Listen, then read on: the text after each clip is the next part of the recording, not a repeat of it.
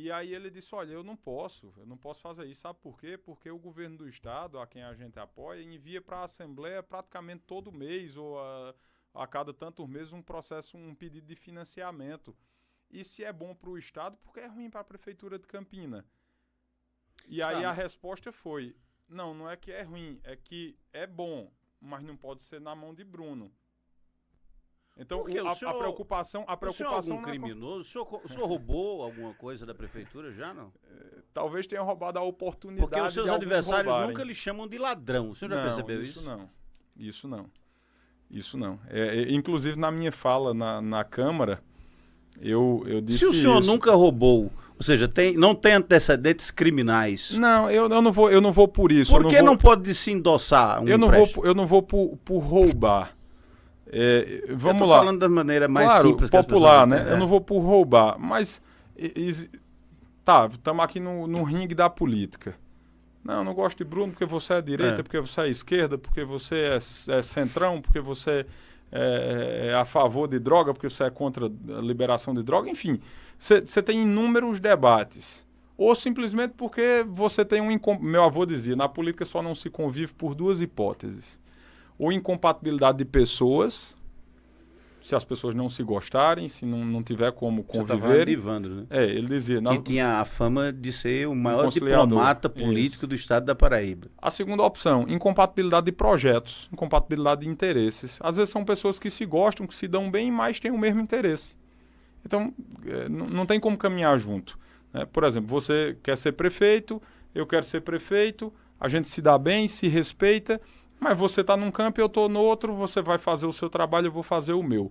Então, na política, segundo meu avô, só não se convive por essas duas hipóteses. Como é as hipóteses? Eu vou precisar anotar incompatibilidade de pessoas ou incompatibilidade de projetos, interesses, né? Às vezes as pessoas se dão bem, mas os interesses são conflitantes, os projetos são conflitantes. Essa é uma boa frase. E aí, mais uma vez aqui eu ouvindo a voz dele... E aí eu faço a leitura que na política é possível sim você discordar, não é só possível como é necessário, é saudável que você discorde. Você só não vai ter discordância na República Russa, você não vai ter discordância na China. Aí nesses ambientes você não vai ter discordância, mas de resto, se você está numa democracia, se você está num Estado democrático, você tem que ter discordância porque a concorrência é saudável para o consumidor. A discordância, a oposição é saudável para o cidadão. Você precisa, como se fosse num sistema de freios e contrapesos, você precisa ter alguém ali no seu encalço, lhe cobrando. Quem ganha governa, quem não ganha cobra, fiscaliza, faz parte. Você já foi oposição, inclusive. Isso, fui líder da oposição. E foi muito bom, hein? Fui líder da oposição durante 4 anos. E nessa época... De todos os processos de financiamento, eu estou só dizendo, de todos os processos de financiamento... A crítica ao financiamento é só o seu, porque o governo do estado pode trocar a bandeira da Paraíba, que está tudo certo. Não é só o financiamento, as 32 algarobas do Parque Evaldo Cruz foram um absurdo, e alguns desses não sabem distinguir o que é um pé de coentro e o que é um algaroba. Isso é um absurdo, mas quando você acaba com... O senhor pegou pesado agora. Não sabe distinguir. Se olhar para uma árvore dessa, enfim. Um algaroba, deixa eu ver uma coisa parecida com algaroba, e um pé de umbu. Não sabe distinguir o que é um pé de coentro. Então, mas voltando à minha pergunta, vamos focar na pergunta. Por que o senhor está buscando financiamento para obras em Campina Grande? O motivo da busca do financiamento? Porque... nós temos hoje a capacidade de trocar juro de dívida velha por investimento novo. Crédito. Essa é a razão. Quando você tem uma dívida e renegocia, é como se você estivesse devendo. Imagine que você está... o senhor quer dizer que Campina Grande estava no Serasa e hoje ele tem cheque especial. Não é isso que eu quero dizer. Eu quero dizer o seguinte, e digo. Imagine que você, Arquimedes de Castro, tem um cartão de crédito. Estou começando a gostar dessa hipótese. Imagine que por algum motivo você, num determinado mês, não conseguiu pagar o seu cartão de crédito. Essa hipótese já não estou gostando. Você não conseguiu pagar a fatura completa, você pagou o mínimo. Portanto, rolou a dívida e o juro de cartão de crédito é muito alto.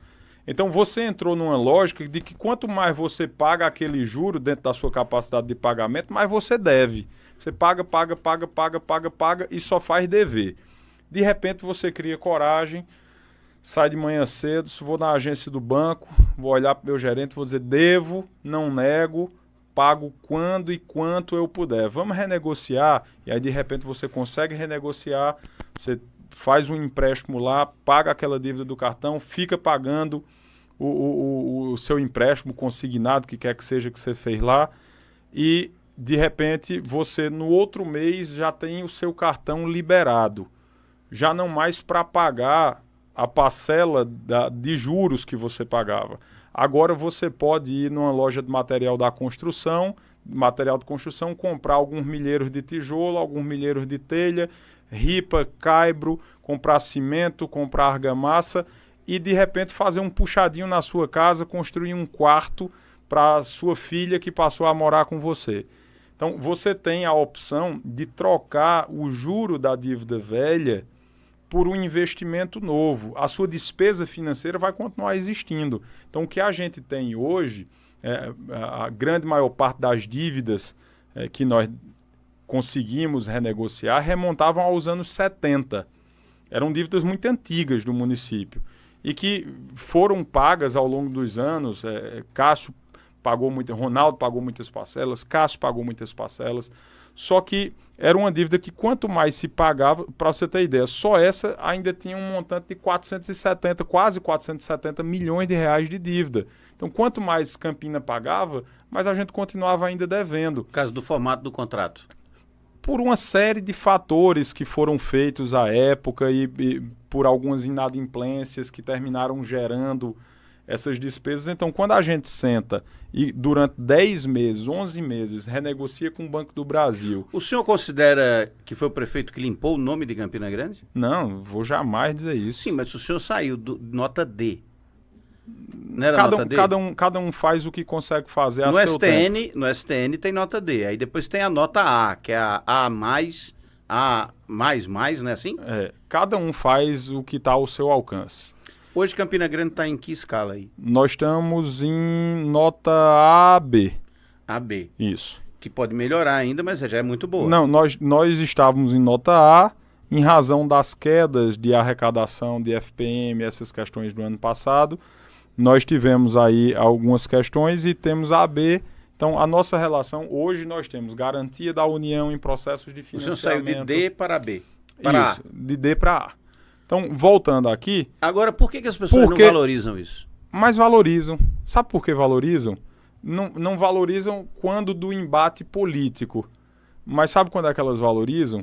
Quando eu tô lá Pelo resultado. Lá no Santo Antônio, na rua Lino Gomes Filho, ou então na rua Iaiá Afonso Campos, na rua Arruda Câmara, que você chega lá e vê algumas pessoas, por exemplo, numa rua que tem cerca de 1 quilômetro de extensão, que não tinha rede de drenagem, quando chovia virava um açude, e a gente faz um serviço, um trabalho, faz a drenagem dessa rua, corta a rua todinha, quebra pedra, faz a tubulação, as bocas de lobo para captação da água. Agora estamos prestes a começar a pavimentação, o calçamento dessa rua. Então, quem está lá, que está sendo beneficiado, que antes ficava impedido de sair de casa... é possível graças ao... A coragem, a determinação dessa condição de obtenção de recursos para fazer a obra. Isso, com toda certeza. E os recursos foram obtidos com financiamento. Isso, com toda certeza. Mas o senhor acha que o eleitor faz essa conexão? Deixa eu te fazer uma pergunta, Arquimedes. Se os seus adversários... Onde é que você mora? Mal pergunte. Eu moro na Vila Cabral. Pronto, na Vila Cabral. Vamos supor, eu vou pegar aqui um exemplo agora lá do Ronaldo Cunha Lima. Ou então da rua Engenheiro Saturnino de Brito Filho, no bairro do Itararé. Ali na lateral do Amigão. Perto de onde eu moro. Isso, um problema enorme. Ali a Saturnino de Brito era um problema muito grande. Chovia, a água do Amigão descia, escorria todo para lá, invadia aquelas casas todas ali da região e a rua ficava intransitável. Na hora que a gente chega lá, no dia do meu aniversário, dia 17 de novembro, eu fui lá assinar a ordem de serviço para drenagem e pavimentação dessa rua. Quando a gente chega lá e chega com o serviço, com a solução, eu não, até agora, pode ser que amanhã aconteça, até agora eu não vi ninguém descer, sair da sua casa e dizer: ô, prefeito, que coisa boa. Essa obra está sendo realizada com recursos próprios, pagos do Tesouro da Arrecadação, com recursos de emendas parlamentares, com recursos de um processo de financiamento que, para fins de prestação de contas, é recurso próprio, porque nós vamos pagar por ele, nós pagamos por ele. Então, eu nunca vi ninguém chegar e dizer: o que as pessoas querem é a solução.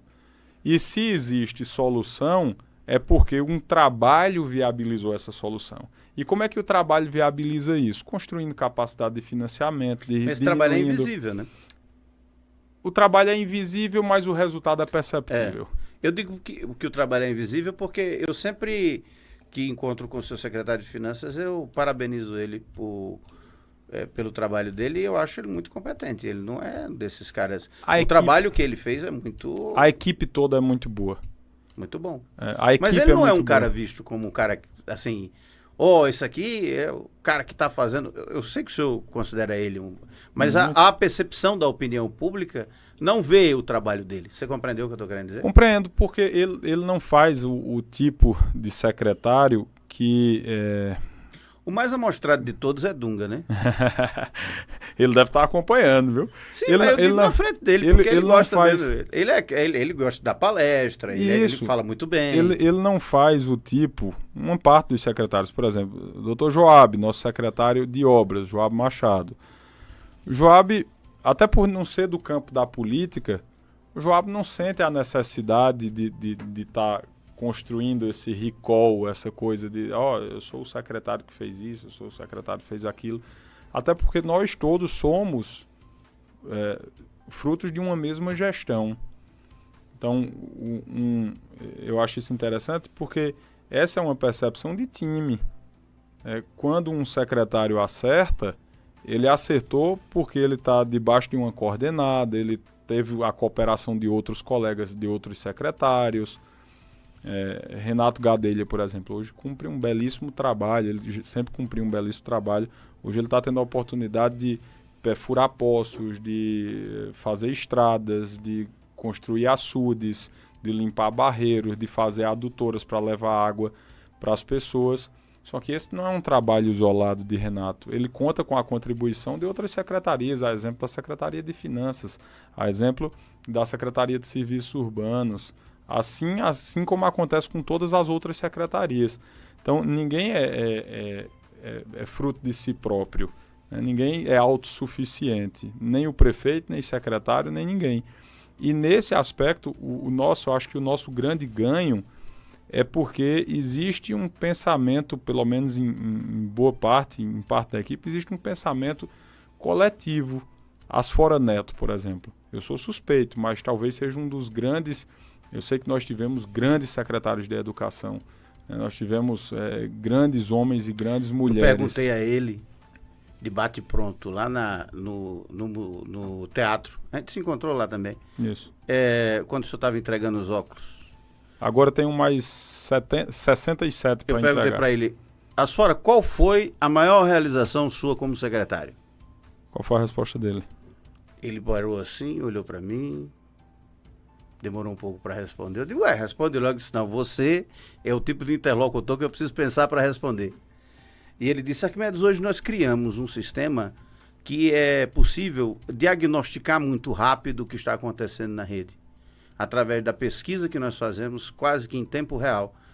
E quase isso nos dá, foi palavras dele, nos dá a capacidade de tomar decisões de muito reagir, mais inteligentes. Reagir rápido. E eu acho, ele disse, isso é uma coisa que não dá assim para mostrar isso aqui, mas é uma coisa que aumenta muito a eficiência do serviço de educação. Foi essa a resposta. Você acha que ele está correto? Essa é a grande realização. Veja, por que isso hoje é possível? Nós temos 107 escolas. Hoje nós temos laboratório de informática nas 107 escolas. Nós atingimos isso, não é um investimento qualquer, não é algo simples. Você vai me servir uma aguinha? Vou. Olha aí, o prestígio que eu tenho sendo servido pelo prefeito. A gente está aqui para servir. Você é o servidor, servidor público número 1, né, da cidade. Então, Muito obrigado. De nada. Nesse caso, nós colocamos internet de fibra ótica em todas as escolas e creches do município. Hoje, todas as 107 escolas têm laboratório de informática e tem algumas que têm mais de um, porque a cada 200 alunos a escola recebeu 40 computadores. Todos os professores receberam um computador de última geração, um laptop. Todos os diretores de escolas e todos os secretários e secretárias das escolas. A gente consegue fazer a nossa prova, o nosso exame de avaliação e o resultado acontece em tempo real. Por isso a gente consegue diagnosticar, por exemplo, antes, quando você fazia uma prova de avaliação dessa, que ela demorava alguns meses para ser corrigida, para entrar no sistema, para virar uma estatística, para você olhar e dizer, opa, tem uma sala de aula aqui que teve um desempenho menor em matemática. O que foi que houve? Agora a gente sabe em tempo real. Saiu o resultado, a gente acompanha o desempenho de toda a sala de aula e de todo aluno. Com isso, a gente tem ensino de robótica, passou a ter ensino de educação financeira, aula de xadrez, planejamento de vida e futuro. Nós temos entrega de óculos no Olhar Campinas, são quase 2.000 óculos já entregues para alunos que precisam, que têm problema oftalmológico, problema de vista. O Escuta Campina para os alunos que têm deficiência ou perda auditiva. Nós temos mais de 30 obras na educação e amanhã nós estamos entregando uma grande obra no bairro da Catingueira, região sul, a Escola Municipal Anistimani, onde nós estamos praticamente duplicando o tamanho da escola, construindo uma série... Vai ser entregue amanhã? Entrega amanhã. Que horas? Acho que às 8 da manhã. Ixi. Nós tínhamos, por exemplo, hoje nós temos mais de 400 salas de aula em Campina com ar-condicionado. A cidade tem pouco mais de 1.000. Até o meio do ano nós vamos bater a casa das 800 salas de aula com ar-condicionado instalado. Sim, mas o senhor foi lá, vem cá, o senhor concorda com o Asfora ou não? Concordo, porque tudo isso é possível. Que uma coisa imaterial é a coisa mais importante. Tudo isso é possível quando se tem uma preocupação com o aluno. A preocupação com o aluno não é só a preocupação estrutural. A gente tem, lá no passado, eu acho que houve um tempo em que Cássio entregava o fardamento com material escolar, mas depois isso não era mais praticado porque o investimento em fardamento e material escolar não é contabilizado para investimentos na educação. Por incrível que pareça. Pode ir para a escola, não? Não. Eu sei, é uma pergunta estúpida, mas deveria ser, né? Mas não contabiliza. Por exemplo, a farda que a gente distribui não contabiliza como investimento na educação. O material escolar não contabiliza. Mas a gente decidiu... Para fins de contabilidade pública, né? Para fins de cálculo de investimento, porque você não tem que investir... Sim, porque tem o mínimo. Pelo menos 25%. O senhor está investindo o mínimo na educação? Não, a gente investe o que eu acabei de ler. O mínimo... O senhor está cometendo crime? Não, a gente não investe o mínimo. Ah, tá. Na saúde, você investe mais que o mínimo. Isso, na saúde, por exemplo, o mínimo é 15%. Ano passado nós batemos a casa dos 40%. Quanto? 40%.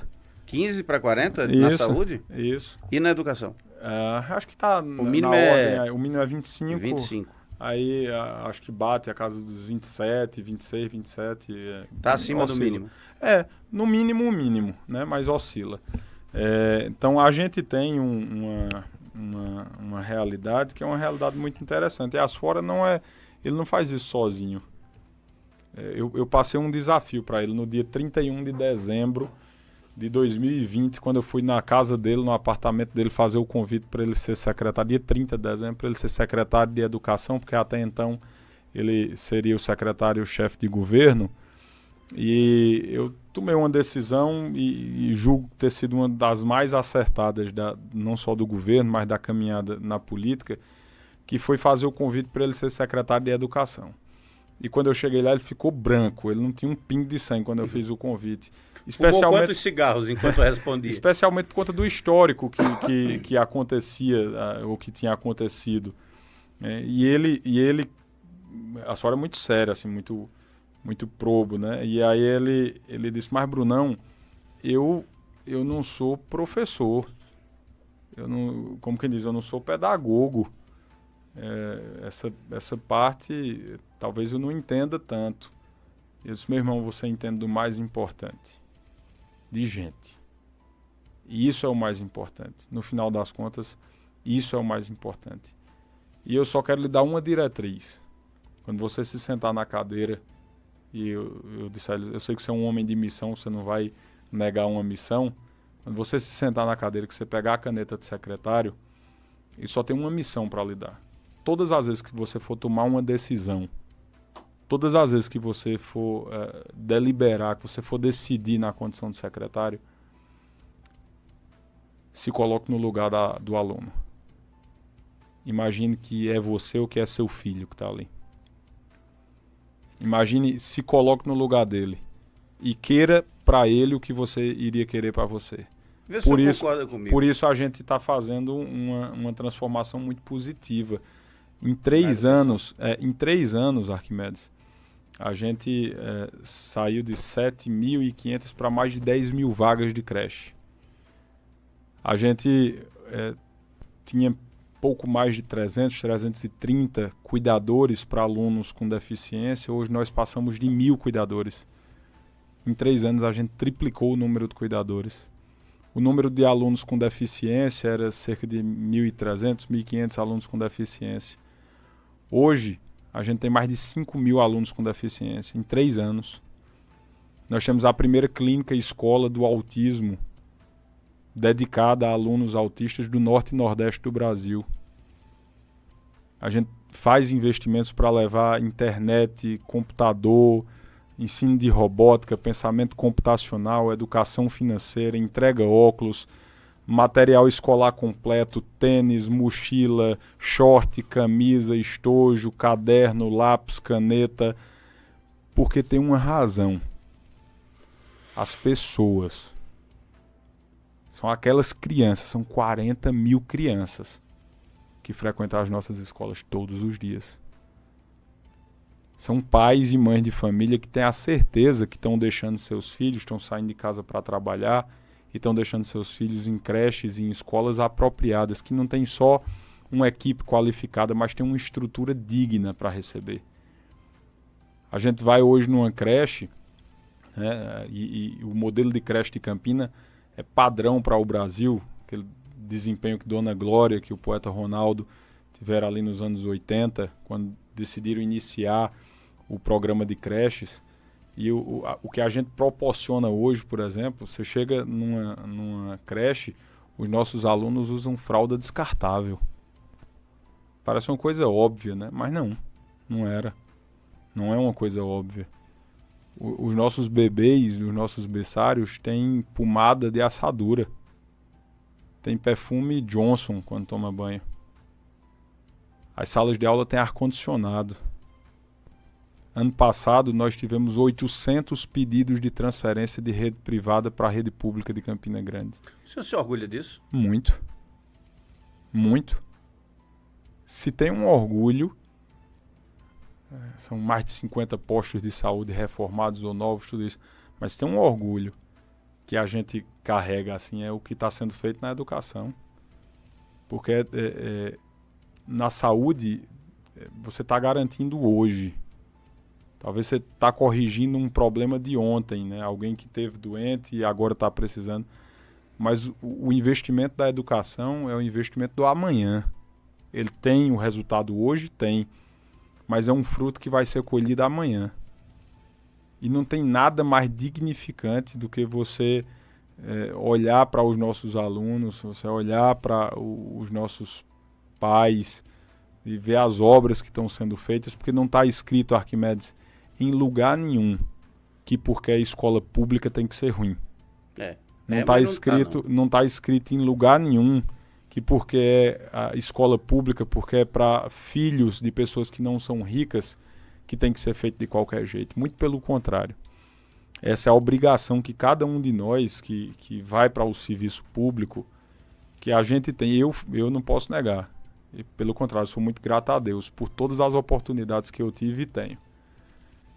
Quando eu fui estudar, eu estudei no Domingos Sávio, depois eu estudei no Regina Coeli. Foi um privilégio, né?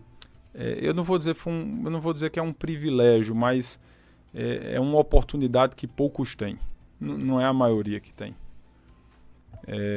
Quando as raras vezes que eu adoeci, eu tinha um problema de otite crônica.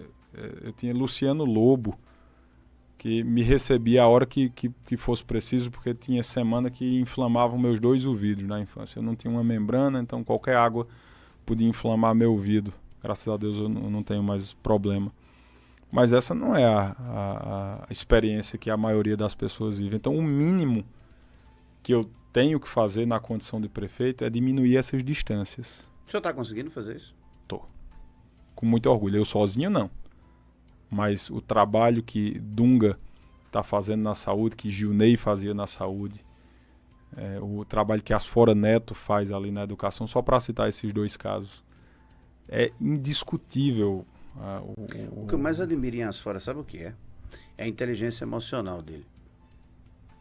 Eu acho que ele é muito inteligente emocionalmente. É um amigo e irmão. Percebo, né? É um amigo e irmão. Eu perguntei pro Márcio Rangel se ele tinha alguma pergunta para fazer pro senhor, ele não me disse nada. Mas o Rodrigo, que trabalha aqui também, deixou 2. Rocha. Como é que vai ficar a sua relação com o Romero? Em que? Eu não sei, ele pediu para perguntar assim, como vai ficar a relação com o Romero. O senhor tem uma relação com o Romero? Em algum contexto? Mas, enfim, minha relação, eu, ao longo da minha vida, sou muito novo, né? Eu tenho 33 anos. E minha relação ao longo da vida sempre foi uma relação, especialmente na política, que procurou respeitar até para ser respeitado. Você disse uma coisa aqui no começo, você nunca me viu esculhambando com ninguém. Não, nem quando eu era líder da oposição. Não, muito pelo contrário. Eu era líder da oposição, fazia embates e debates. E era cobrado, inclusive, porque não era mais... Teve um tempo que... Não tinha uma cobrança assim? Bruno tá fazendo oposição, mas não tá... Teve um tempo na Assembleia que se colocava foto de roupa íntima das pessoas no telão. Não vou fazer. Não vou fazer. Na época que eu estava ali junto com o Renato Gadelha, que a gente estava na liderança da oposição, não foi para isso.